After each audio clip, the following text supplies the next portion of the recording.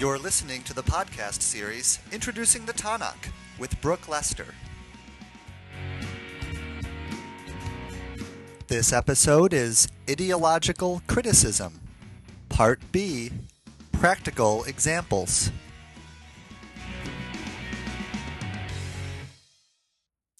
In the first part of this episode, looking at ideological criticism and the tools of which it avails itself, we looked on the one hand at how ideological criticism uses social scientific methods to try to understand the socioeconomic institutions and relationships out of which a text emerges in order to better understand the texts. At the same time, it looks at uses literary criticism, the tools of the literary critic, to look at the fine details of the text, the nitty-gritty, the words and phrases and sentences, to see how they function rhetorically, what they're accomplishing rhetorically. How is the text not only trying to tell the reader something, right, trying to reach the reader's intellect, but how is the text also trying to touch the reader's heart? That is, make a connection with the reader's emotions, and how is the text also trying to seize the reader's attention? In what ways is the text trying to get the reader to see herself a certain way, to understand her world a certain way? That is, the ideological critic is looking at the socioeconomic situation out of which the text arises, in order to find this situation that the text reflects. At the same time, it's looking at the means by which the text is attempting to reproduce that worldview, reproduce that ideology in the reader. And we looked briefly at an example, that of Ezra chapter 10, wherein we can see that the text is arising out of a context in which the institution of marriage and the institution of firm boundaries between the people Israel and the peoples with whom they share the land in the post-exilic period, in which worldviews about these institutions have come into conflict. There are those who would preserve their marriages and their children, and those who would dissolve those marriages. And the story of Ezra's edict dissolving those marriages is attempting narratively, it's attempting a symbolic resolution of that contemporary ideological dilemma. Again, a symbolic resolution, whether or not such an event ever happened. That is, it doesn't need to be a fictional event. The point is that even if Ezra did exactly what the text says, and the marriages were dissolved exactly the way the text says, that is, even if the text is simply telling what happened, simply by being a text that is read by readers, it is functioning to resolve that the conflict that it represents, and to reproduce in its readers a sympathy, an empathy for Ezra's point of view, to see these firm divisions that Ezra has in mind as normal and natural, to see these marriages as something repugnant, abhorrent, aberrant. Think, for example, of the fact, at least in my own anecdotal experience, that students tend to respond fairly positively, or certainly not very negatively, to the story of Ezra's dissolution of the marriages, and say, oh, well, you've got to, keep your boundaries clear, and the chosen people and everything. Students who, at a different part in the term, are reading the book of Ruth very favorably, at the story of the Moabite woman who becomes a part of the line of David. That is, the marriage of Ruth and Boaz is exactly the sort of thing that an Ezra is attempting to dissolve here. But each text sort of gets inside of you and makes you feel favorably disposed towards the worldview that it espouses. Moving then to another example, Judges 3, one of my favorites. In this story, it's the story of Ehud and Eglon, the judge Ehud, not one of the famous ones, though perhaps he should be. If you look at Judges 3, And you began with the details of the story that's being told, the judge's story that's embedded in the larger narrative of Judges. You would start in the middle of chapter 3, verse 15, with Ehud, son of Gera, a Benjaminite, a left-handed man, sent by the Israelites to give tribute to King Eglon of Moab. And the story goes on to say that Ehud, being left-handed, he made himself a short sword, and he fastened it on his right thigh, that is opposite where someone would normally cache their sword, and presented himself to Eglon, who's said to be a very fat man. And having given the king the tribute, he shakes off his retinue and returns to the king and announces that he has a secret message for him. And so the king sends away his own retinue, and they're together alone in his cool roofed chamber, which is likely to be his toilet room. And he says he has a secret message for him. And so Ehud reaches out with his left hand, takes the sword from his right thigh and thrusts it into Eglon's belly, and the fat closes over the blade because the sword goes in so deeply and the king is so fat. And then it says the dirt came out. What does it mean the dirt came out? Well, it doesn't mean his intestines because the fat closed over the sword.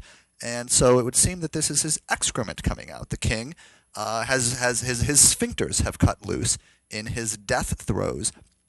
Whereupon the servants are afraid to enter or knock or enter at the doors of the roof chamber, because they thought he must be relieving himself in his cool chamber. That is, they smell that his sphincter has cut loose, and they're waiting what seems to them a decent time, during which Ehud escapes through what my NRSV says is the vestibule, I believe. Possibly, it's been suggested by some that this is the toilet through which he escapes, because it's hard to see how else he escaped because the men are standing outside the door, and there's other reasons for thinking so. So he makes good his escape. So what kind of a story do we have here? Well, we have a story full of what we might politely call off-color elements. What do we pay attention to? That the assassin is a Benjaminite, that he's left-handed, and that he fashions himself an assassin's weapon, a short sword, and that the king is grotesquely fat, right? So we're you can see what's supposed to happen. We're supposed to be laughing at the king. We're supposed to be rooting for the left-handed Benjaminite. And the king's fat closes over the sword. That's funny. And the sphincter's cutting loose is funny. The escape, if he is escaping through the toilet hole, is both funny and also very creative and daring. That is, at the level of the story, if we were to try to describe the worldview of the story, the worldview presupposed and also urged upon us by the story, is that being a Benjaminite is cool. And that being a Benjaminite is awesome. You're an assassin. You're smart and you're quick on your feet and you think quickly. Sort of a dashing Robin Hood kind of figure. And we're supposed to laugh at the foreign king. He's obviously a comic figure. Perhaps the main thing that I want to point out is this business of the tribe, that this is a tribal boast tale and would be at home in the kind of place like what we would think of in modern times as a bar room or a campfire, where one boasts about one's family and one's tribe and says, I am a Benjaminite, and let me tell you about Benjaminites. We do things like what Ehud did, because he was awesome, and he was a Benjaminite, and he was left-handed, like me. It's a boast tale that is rooted in the structure of the tribe and the pride one takes in the tribe over against the other tribes, who are pretty good too, but they're not like us, because look at what we do. But this story doesn't just sit by itself. It is part of a redacted whole, an edited whole, a longer history that we call the Deuteronomistic history that embraces Joshua, Judges, not Ruth, Samuel, and Kings. And we find this story embedded in a framework in which you have these cycles of sin and repentance and forgiveness on the part of the people Israel. And not just individual tribes, but the whole people Israel, who fall away from God. God brings Moabites or Ammonites or someone else against them. They repent and are forgiven only to sin again. For the Deuteronomistic historian who has embedded these tribal tales, these tribal boast tales and other sources into his whole history of the people Israel, his concern is not so much for individual tribes as for all Israel, the whole people Israel. And his concern is not to show how awesome and cool and dashing it is to be an Israelite, but to show these cycles of sin and repentance and forgiveness, by which he means to explain, in the early redactions of the Deuteronomistic history, the eventual fall of the fall of the northern kingdom into what he views as apostasy. That is, the rival cult centers at Dan and Bethel over against what for him is the only legitimate cult center in Jerusalem, and the eventual destruction of the northern kingdom.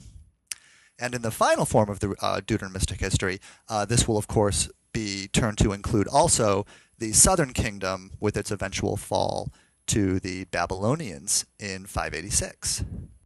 And you can hear the shift in the story. You begin to, and then, then the people fell, it's sort of a rest, then the people fell away, and God brought the Moabites against them to oppress them severely. And then so God raised up a deliverer, Ehud, and he was awesome because he was a lefty and a Benjaminite, and this is what he did with the sword and the fat and the poop and the toilet and the escape.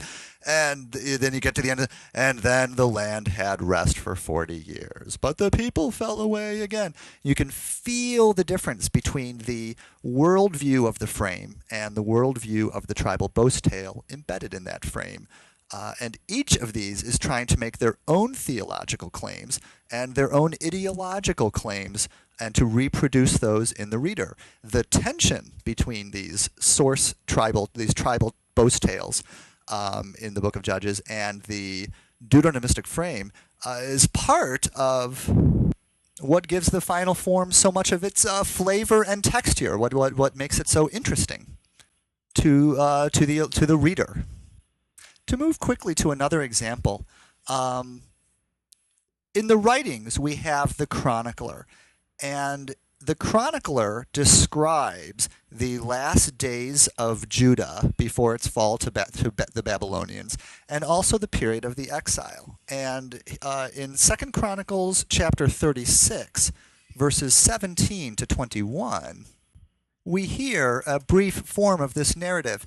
And if you look at verse 20, 2 Chronicles 36:20, he took into exile in Babylon. This is Nebuchadnezzar, the king of Babylon, who breached the walls in Jerusalem. He took into exile in Babylon those who had escaped the sword, and they became servants to him and to his sons. So you hear the claim there. There are two groups, those who fell by the sword and those who go into exile in Babylon. And he underscores this in the following verse when he says that during the 70 years of the exile, as foretold by Jeremiah, the land lay fallow. That is, the land lay unworked. It lay desolate until the end of the exile. Because there's nobody to work it. Everybody either fell by the sword or was brought into exile in Babylon. And yet, if we look at the chronicler's source texts, which include Jeremiah, whom he names in these verses, and also the Book of Kings, which is well known to be a source. The chronicler quotes Kings at length, many, many, many times, so we know Kings to be among his sources. We see a slightly different picture. Looking at 2 Kings chapter 24, verse 14, we have the same story being told. He carried away all Jerusalem, all the officials, all the warriors, 10,000 captives, all the artisans and smiths. No one remained except, do you hear the except? Except the poorest people of the land. Where were these poorest people of the land in the chronicler? They're not mentioned. For the chronicler, everybody went into exile who was not killed. But for its source, Kings, so the poorest of the people were left in the land. These people are omitted from the chronicler's account of events.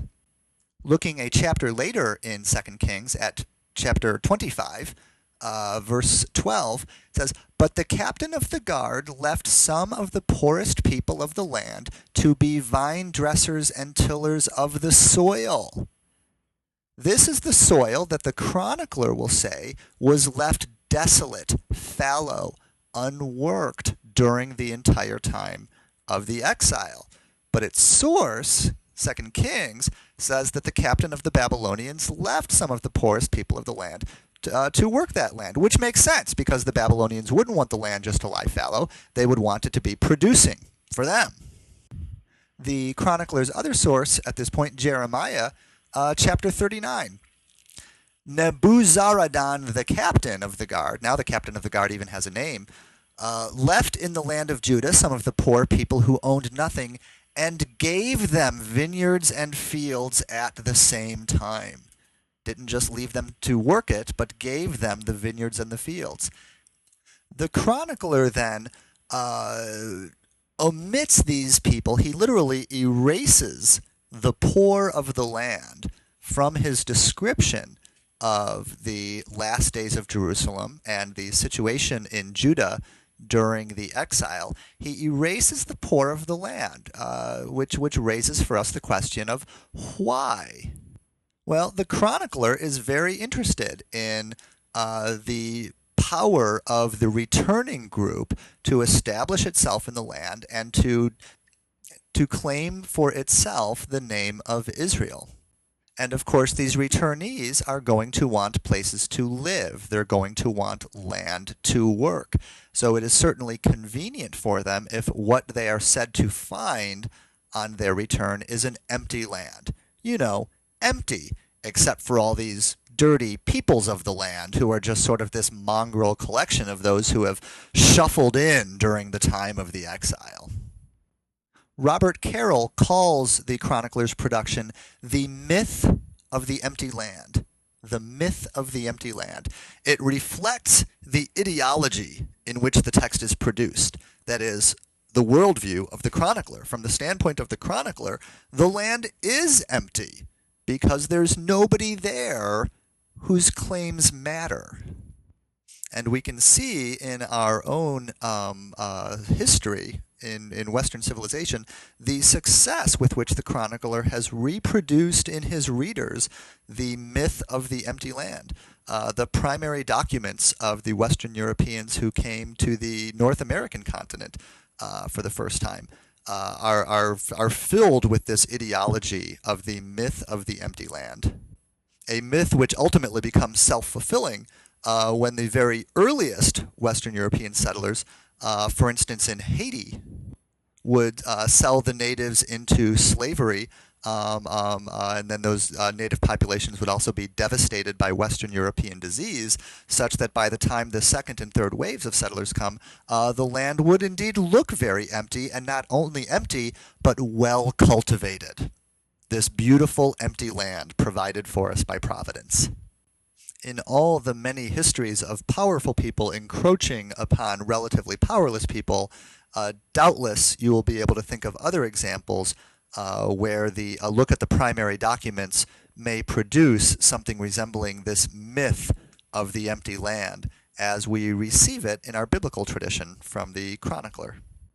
And two, returning to the biblical material itself, undoubtedly it could be set alongside of other traditions and motifs, like the Holy War mythology of the early, that is, pre-monarchical period, in which, as we see, for instance, in the book of Judges, in which Yahweh is believed to fight for the people Israel as they move from place to place. And of course, the conquest narratives of Joshua 1 through 12. When I say Joshua 1 through 12 specifically, very specifically, because as we see, there is also, for instance, Judges 1 and other narratives that present a different picture of the emergence of the people Israel in the land. But for Joshua 1 through 12, it's certainly about a rapid conquest into a land that may as well be empty for all the resistance that the inhabitants are in a position to offer when Yahweh is going before the people to fight for them. Moving to another example, Genesis 3. It would be almost impossible to overstate the importance, the weight of Genesis 3 on both Jewish and Christian tradition and the way that we view gender roles and family and the world in which we live.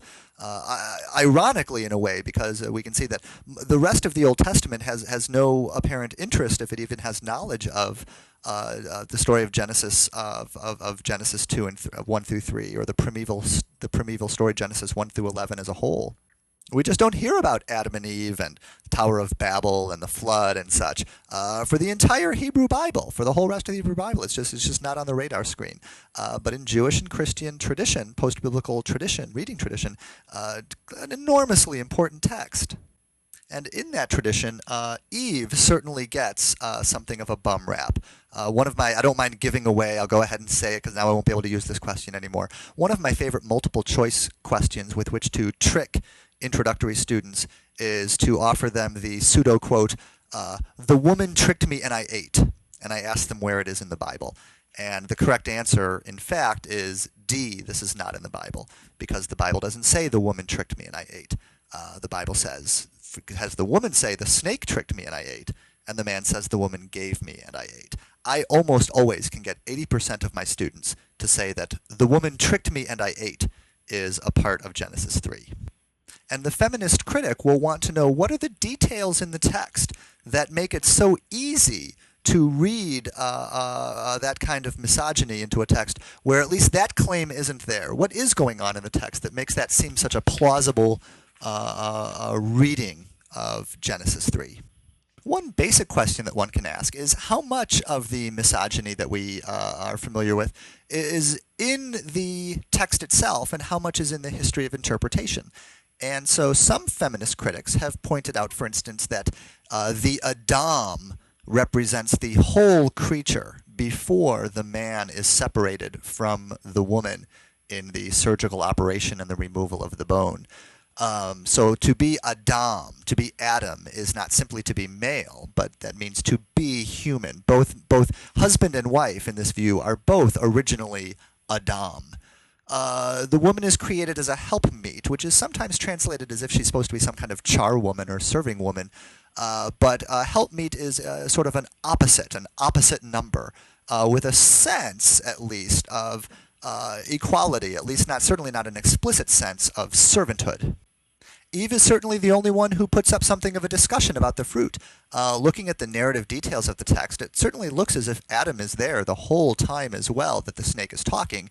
But Eve does all the talking and all the investigation, and she is tricked into eventually eating. But all she has to do is hand the thing to the man, and he gobbles it down. And then finally, at the level of the text itself, and setting the history of interpretation aside, it's not so evident that there's a fall here in our fall narrative. The text is far from clear that they would have lived forever in the garden. It never says so, and God is clearly concerned that they not get their hands on the tree of eternal life. And most of all, the stories ultimately seems to simply explain why things are the way they are. Every level of, why do we have to work so hard? Why do human women have difficulty in childbirth but not other animals, other female animals? Why do snakes crawl on their belly instead of walking around? There's just simply not this big part of the text that says, here was the fall, right? And so without that clear element of fall, there's not the issue of whom we should blame it on. So by these strategies, some feminist critics will say, the text itself, when you look at it closely, is not as patriarchal, not as misogynistic, not as toxic to the idea of women being full persons as we may have thought, that much of the trouble lies in the history of interpretation rather than in the text itself. Other feminist critics will hasten to point out that, that doesn't get the text completely off the hook either. That is, the text may be more engendered in its worldview than the approach I just described allows for. For example, there's clearly, some would see here clearly the establishment of a heterosexual norm. Again, probably not as something that the text is consciously trying to get across, but which it takes for granted, and thereby, by taking it for granted, seeks to reproduce it in the readers. Certainly, gay, lesbian, bisexual, and transsexual and queer readers will call attention to that aspect of how this text sort of defines them out of this creation story. We say that I said before that the Adam, that both men and women adhere in the Adam before the surgery, and in that sense the Adam can be thought of as sexless. But after the surgery, he still gets to be Adam, right? Before the surgery, he's Adam. But after the surgery, they are on one hand both Ish and Isha, husband and wife. But when it comes to, she's the woman and he is Adam. He is still the Adam, besides being the husband. And so there is that element of representing the maleness of the Adam, representing his maleness as part of what is normally human, normally Adam, and her womanhood as something secondary, acquired, aberrant, skewed, outside this male norm of the Adam. That is, the worldview of the text is that the default condition of being human is to be male. And while there's nothing etymologically in the term helpmeet, as I said, to suggest a servile role, certainly as a helper she is subordinated to procreative assistance in the text. That is, her first helpmeet task is that of procreation. And then some feminist critics will come along and say, it doesn't matter how much we do in terms of our readings and rereadings and re-rereadings of Genesis 3. Ultimately, these feminist rereadings of this male mythology of Genesis 3 have been ignored by male readers in any case. That is because the male readers enjoy the luxury of being able to ignore these so-called marginal readings put forth in the interests of some 51% of the species. I said I was going to try to get Hosea 2 in there. I don't think I'm going to try to rush that in before the end. I think I would rather invite the reader to do a close reading of Hosea 2 simply as a metaphor, and to ignore the fact that the metaphor is supposed to represent God and Israel, or that it's supposed to represent, if it is supposed to represent, Hosea and Gomer, but just to see that at the level of the metaphor, this is a story of a man and a woman, and see what the presuppositions of this text are with regard to the roles of the man and the woman, what is permitted of each, what is required of each, what is normative behavior for each. Some feminist critics, in response to texts like Genesis 3 and Hosea 2, and certainly many, many others, many feminist critics will find themselves convinced that the fundamental ideological claims of the Bible in its entirety are incompatible with the competing fundamental claims of feminism. Other feminist critics may find that particular texts are ideologically irredeemable, but contend that the Bible on the whole itself critiques such texts, permitting and even affirming the radical claims of feminism. So this reader might say, well, Hosea 2, we don't seem to be able to do anything safely with that text these days, however much we would like to advocate for its theological claims that our allegiance should be to God alone and not to others and so on. But when we try to wrest that out of Hosea 2, we simply wind up with too much damage done to actual women. So maybe we shelve that text for the time being, but comfortable in the claim that the Bible as a whole is going to itself lead us to critique the such metaphors as we find in Hosea 2. I invite you to reflect on where you find yourself with regard to this issue of the radical, that is fundamental claims of marginalized groups, silenced groups, erased groups, and the claims of the Bible. And that puts us out of time. Thank you for listening to Ideological Criticism. If you enjoyed it, I hope you'll listen to other episodes in the series introducing the Tanakh.